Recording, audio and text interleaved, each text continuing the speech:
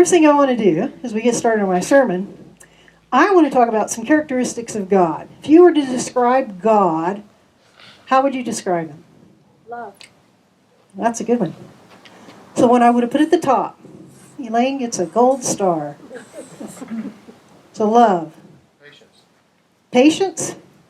I can't spell that. Let me Google it. What is that? Is that right? Yes. Oh, okay. I did not do well in spelling, just want you all to know. What else? Knows everything. Omnipotent.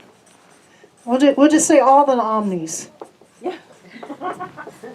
There's 3 of them. Okay? Empowering. Nice one. Just. Grace. Forgiving. Good one. Caring. Any others? Gives us hope. Hope. How would I put that? God is hope. No, gives us hope. I think he's trustworthy. We could Trustworthy. There. That's a good way of putting the same thing you're saying, but in the first person there. Somebody Caring. caring. Okay, that's a nice group of words there. We'll come back to that. Okay.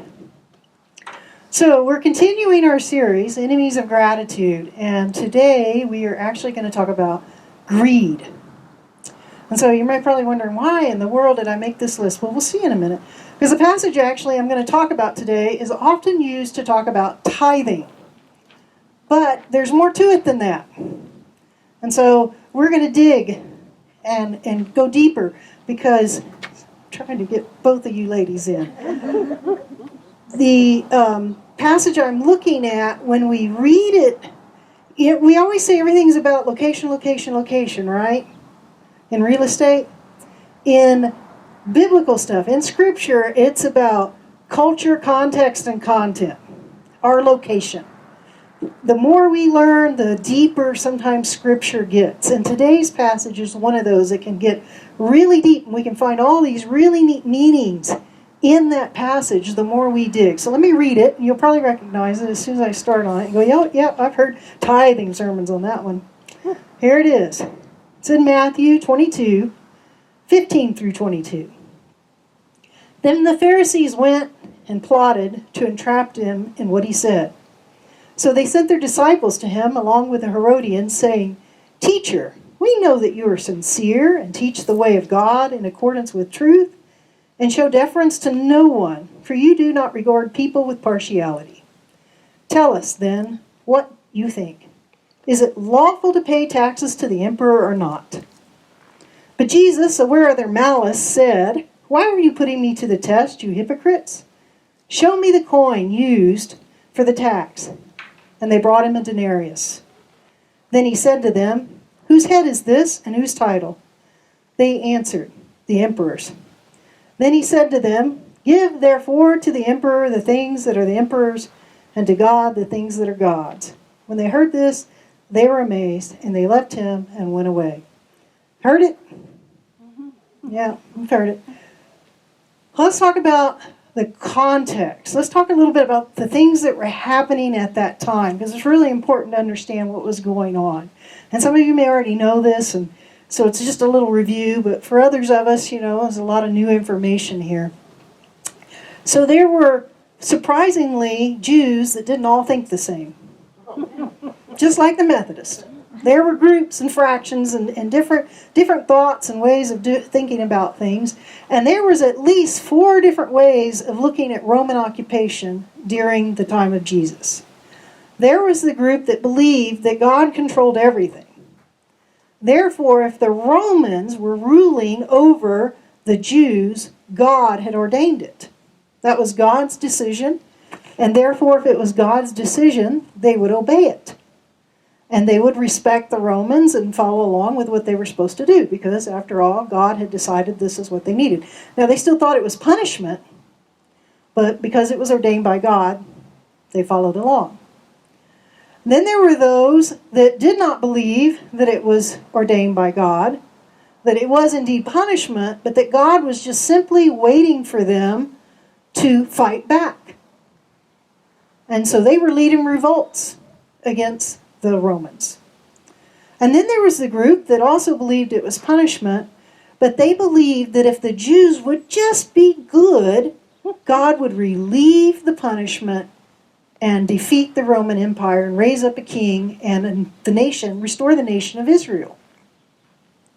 And then there were those that just didn't follow any of that and were doing kind of their own thing. And, you know, some were tolerating, some weren't tolerating. I mean, there was all these different ideas and thoughts about what was happening.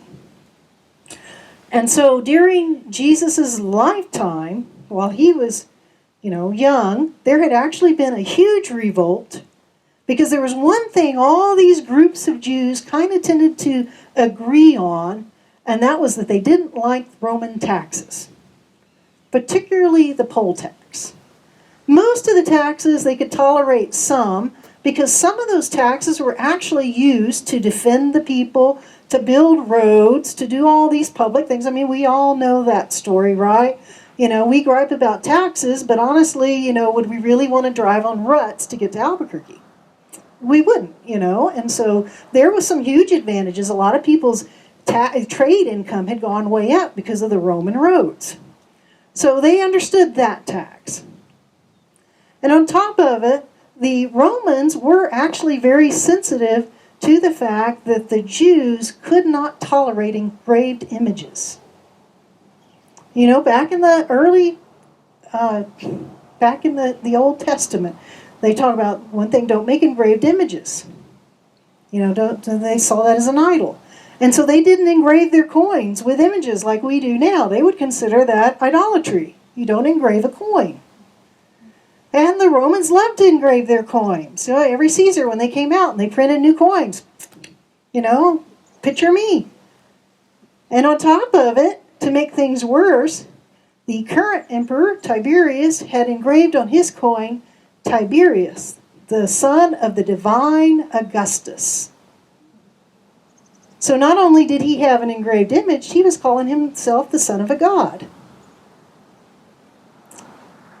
And so, luckily, the Romans did not make the Jews use that coin in their day-to-day. They were sensitive to the fact that the Jews didn't want to use engraved images, and certainly didn't want to use one that said, that some man was the son of a god. And so, day-to-day, they were allowed to print coins that didn't have images on them, except for one tax, and it was called the poll tax. And it was an annual tax that you simply paid for being alive. They had done a census, and they knew you existed, and because you existed, once a year you paid a denarius. And it was kind of the emperor's way of reminding everyone, I still rule. I am your Lord. I am the emperor. Had his picture on it, etc.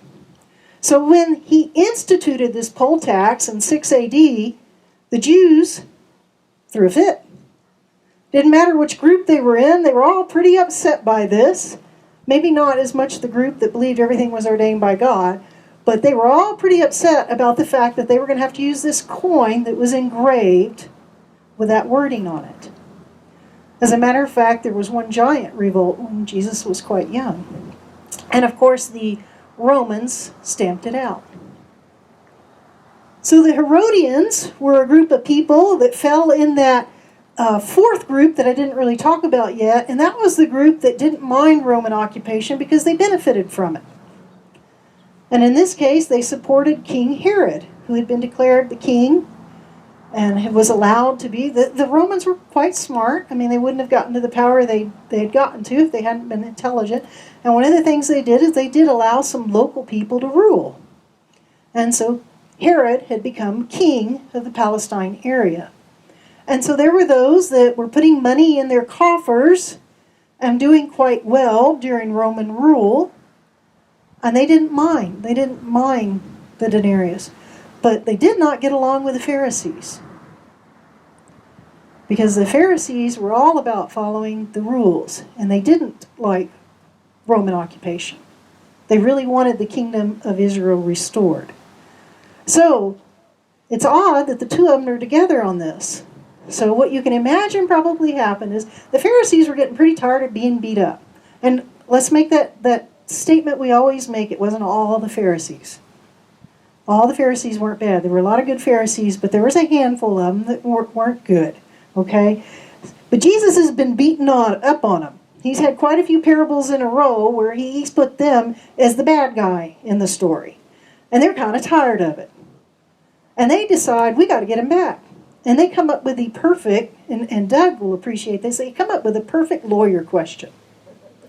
It's a question that Jesus can't answer right. If he says yes, he's in trouble, and if he says no, he's in trouble. Because Jesus has a pretty good following at this point, but this following he has is mostly the poor people.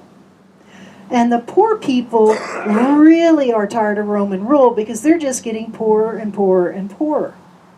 So they don't want the taxes. They don't want this poll tax. The denarius, was a significant amount for them. And so if they go to Jesus and they ask him this one question about, is the poll tax okay? Is it okay to pay that poll tax using that coin? Then if he says yes, he's going to lose all his followers. And for one fell swoop, he will lose almost all the people that are following him. And Pharisees can't think of a better thing. Let's just let him, we can just strip all of his power away from him by taking all his followers away. But if he says no, then he's going to be in trouble with the Romans. Because the Romans have been squashing all of these little revolts that are popping up. Like I said, there was a really bad revolt right when they instituted it, when Jesus was quite small. He's probably 3 to 6, somewhere in that range. They had squashed this revolt from people that didn't want to pay the poll tax. So if Jesus says, no, I don't agree with the poll tax, the Pharisees are going to be able to point their finger at him and tell the Romans, guess what he just said? He's planning to lead a revolt. And we've got the best witnesses, the Herodians. We don't even get along with them, but they heard it too. Plus, guess who their friends are? Romans. They've been thriving off the Roman government, so their friends are Romans. So they've come up with a perfect question. Jesus can't say yes, and he can't say no. So a lot of times when we read this parable, we go, oh, that was such a smart answer. And we kind of think, well, that's the end of the parable. But that's really not the end of the parable. The next place we kind of tend to take that parable is to talk about tithing. But it actually goes a lot further than that, too. There's something very unique about this parable that we miss because we're reading it in English and we're not reading it, unfortunately, in Greek. But in the Greek, there's a couple of words that we translate into English that don't quite work with the Greek. Like I said, you can't always translate word for word. And one of those is, in the King James, we always say, render unto Caesar what is Caesar's, render unto God what is God. Because the word that's being translated there means give back to.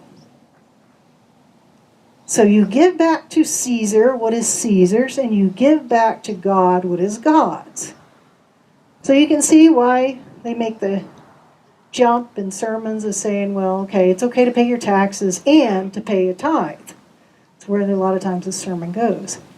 But what we lose in that is the fact that what Jesus is really talking about is the image on that coin.